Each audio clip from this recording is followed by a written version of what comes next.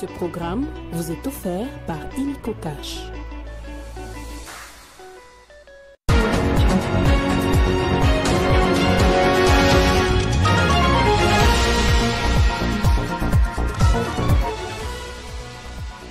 Les chrétiens du monde entier célèbrent la Pâque ce dimanche 20 avril, une occasion pour le pape de souhaiter joyeuses fêtes à tous les catholiques.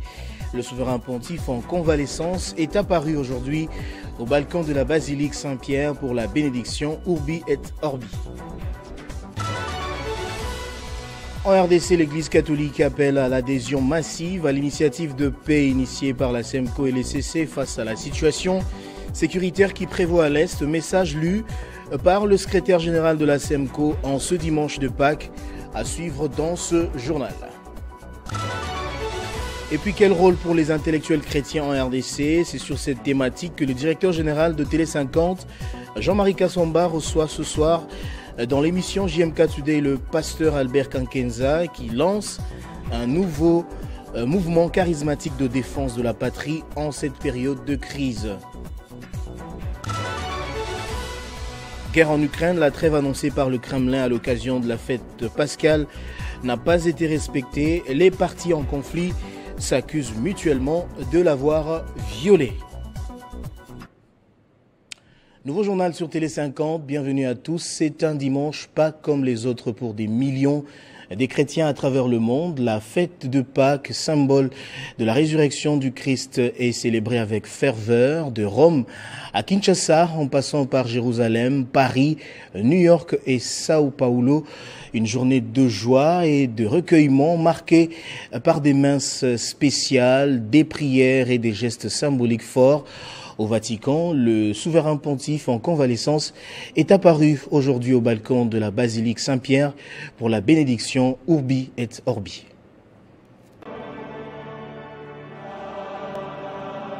Partout dans le monde, Pâques a été célébré avec une grande solennité. À Jérusalem, des pèlerins du monde entier ont afflué au Saint-Sépulcre pour vivre ces moments au plus près des lieux saints. À Paris, les cloches de Notre-Dame, toujours en rénovation, ont laissé place aux prières dans les autres cathédrales de la capitale. À New York, les églises ont fait les pleins, pendant qu'à Sao Paulo, les grandes processions ont rassemblé des fidèles. À Rome, le pape François a surpris les fidèles en apparaissant au balcon de la basilique Saint-Pierre pour souhaiter une joyeuse Pâques aux milliers de catholiques rassemblés sur place. À Kinshasa, les églises ont vibré au rythme de chants et des prières. Qu'elles soient pentecôtistes, catholiques ou protestantes, toutes ont célébré avec ferveur la résurrection de Jésus-Christ.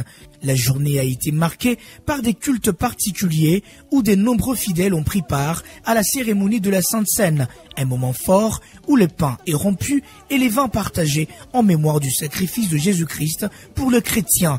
Entre recueillement et allégresse, cette fête reste un pilier de la foi chrétienne. Elle rappelle aux croyants chaque année la victoire de la vie sur la mort, de l'espérance sur les désespoirs. Et en ces dimanches de Pâques, les chrétiens du monde entier, malgré les contextes différents, ont communié dans un même élan spirituel et un même message de paix. Et ici en RDC, le cardinal Fridolin Ambongo, par le canal de la SEMCO, appelle à l'adhésion massive à l'initiative de paix initiée par la SEMCO, la conférence épiscopale du Congo et l'église du Christ au Congo face à la situation sécuritaire qui prévaut à l'Est. Message lu par le secrétaire général de la SEMCO, Monseigneur Donatien Cholet, en ce dimanche de Pâques. Je vous propose de l'écouter. Rassure que tout finira bien pour ceux qui vivent et meurent dans le Seigneur. Il est l'espérance qui ne déçoit pas. Romains 5:5. Si nous nous laissons saisir par sa main, la victoire de la paix sur la guerre sera certaine. Baptisés dans le Christ, la Pâque nous engage aussi à enlever nos cœurs de pierre qui nous maintiennent dans la haine et la peur du voisin, et à œuvrer pour le règne de la paix.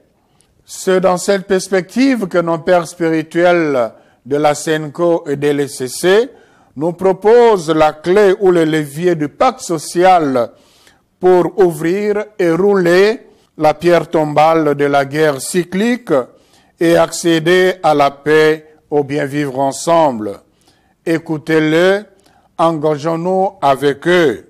Prions pour que les grâces pascales touchent les cœurs de nos dirigeants, de nos gouvernants et de nos frères qui ont pris les armes pour qu'ils ne constituent pas la pierre tombale qui enferme la RDC dans la haine et dans la violence, qu'ils saisissent plutôt la main du Christ ressuscité pour permettre au peuple congolais d'accéder à la voie de la paix et de bien vivre ensemble.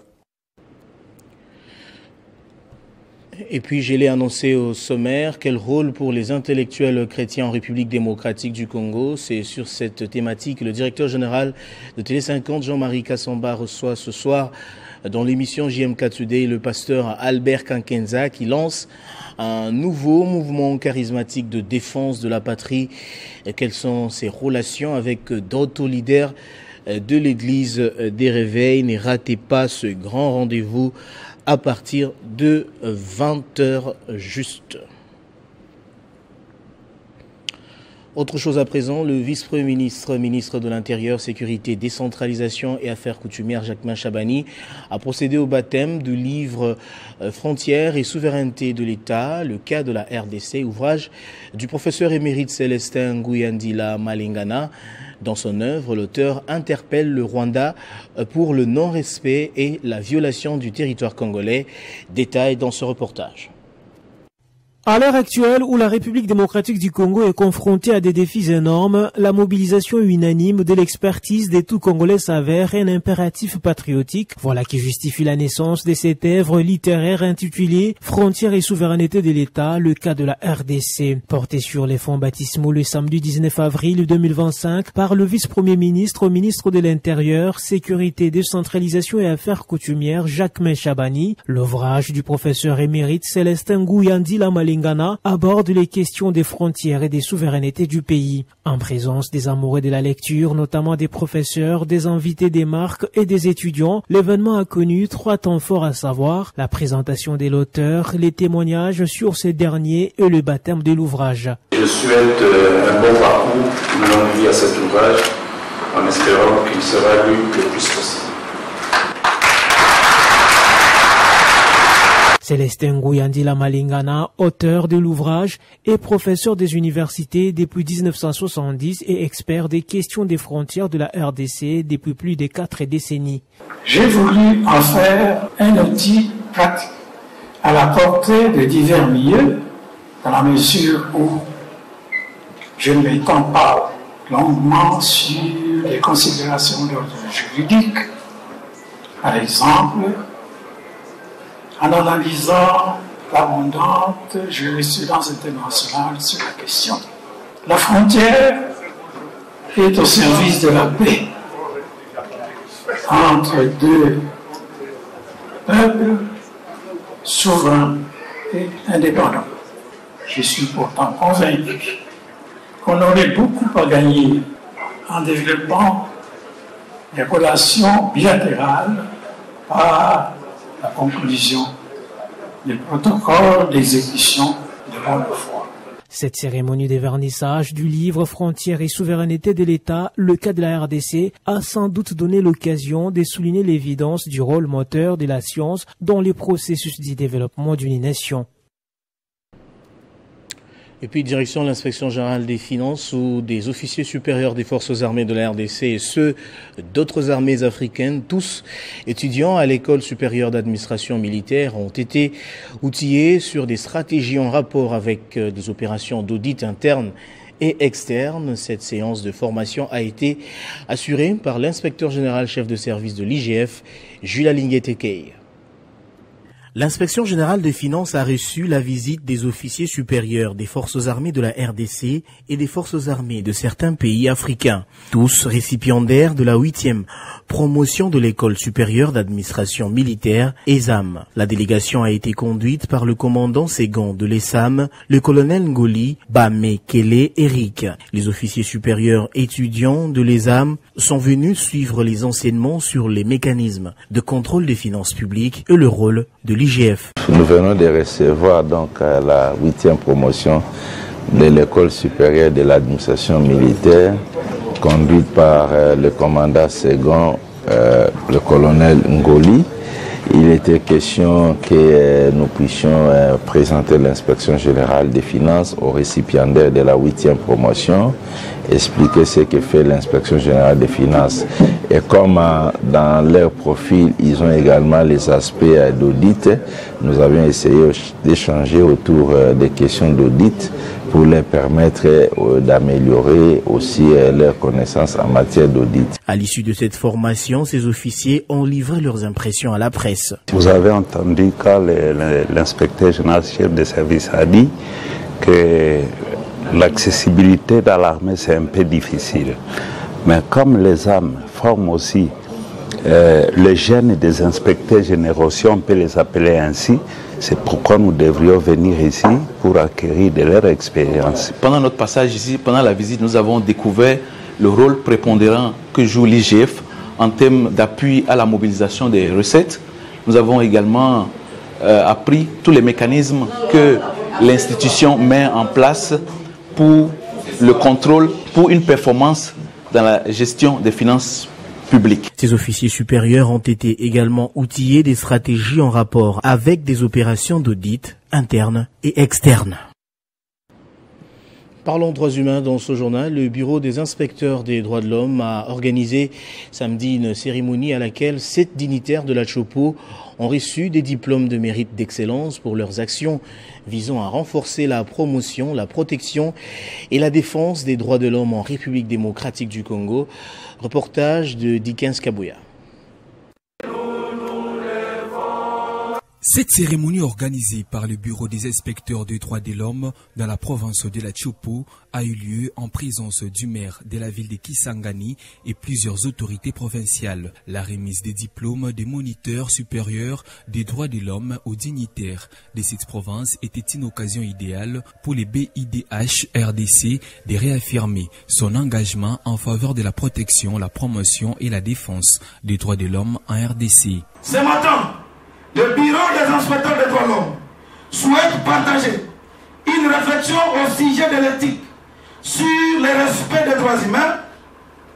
Je suis heureux de m'associer à vous pour marquer cet important couronnement des nouveaux moniteurs des droits humains. Après ces discours qui éveillent la reconnaissance des droits de l'homme, place à la remise officielle des brevets aux moniteurs du Bureau des inspecteurs des droits de l'homme et des diplômes des mérites d'excellence à cette dignitaire de la province de la Chopo. Je veux qu'il y ait de grandes émotions que je me retrouve devant vous avec ces diplômes qui viennent de m'être par les responsables du Bureau des inspecteurs des droits de l'homme à qui j'ai rappelé sa nécessaire remerciement. Ceci à la grande satisfaction des bénéficiaires. Ainsi, cette organisation de protection, promotion et défense des droits de l'homme prône un monde juste pour tous, tout en garantissant la liberté de chaque personne. Et puis pour terminer ce week-end, Pascal, la trêve annoncée par Vladimir Poutine tourne à l'illusion. L'Ukraine et la Russie s'accusent mutuellement de violer ce cessez-le-feu censé marquer une pause dans les combats, tandis que Kiev dénonce des nouvelles offensives russes. Moscou affirme avoir repoussé les attaques ukrainiennes dans la nuit, une trêve fragile sur fond des méfiances et des tensions toujours vives après plus de 3 ans de guerre. Le président ukrainien Volodymyr Zelensky a réagi à l'annonce d'un cessez-le-feu par Moscou en affirmant que l'Ukraine était prête à s'engager si la Russie le faisait sincèrement. Mais sur le terrain, les combats se poursuivent. Des frappes, des assauts et des attaques par drone ont été enregistrés dans la nuit de samedi à dimanche.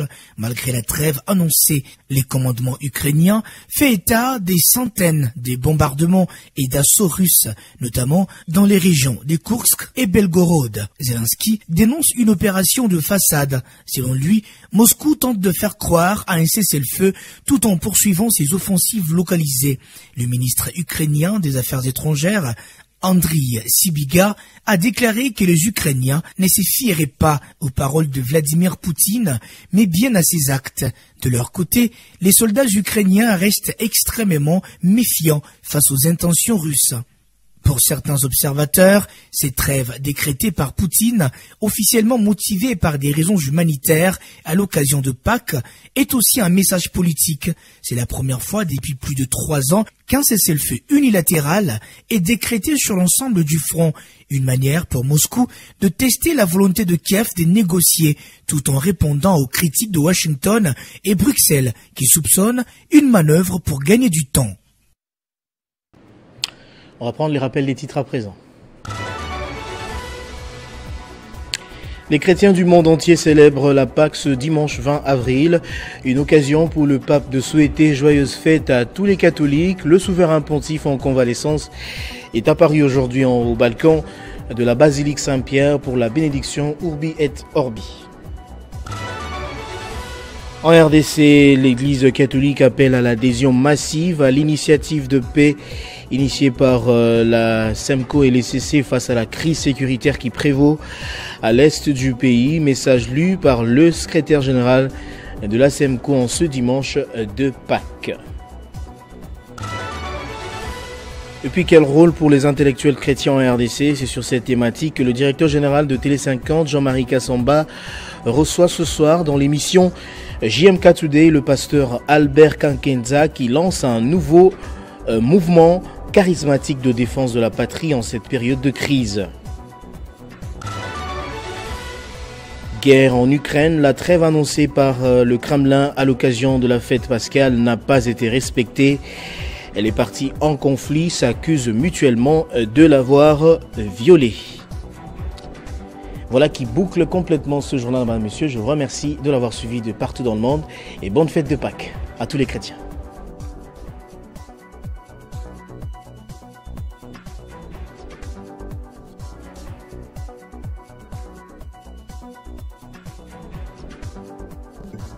Retrouvez toute l'actualité en continu sur www.tele50.cd. Ce programme vous a été offert par Illico Cash.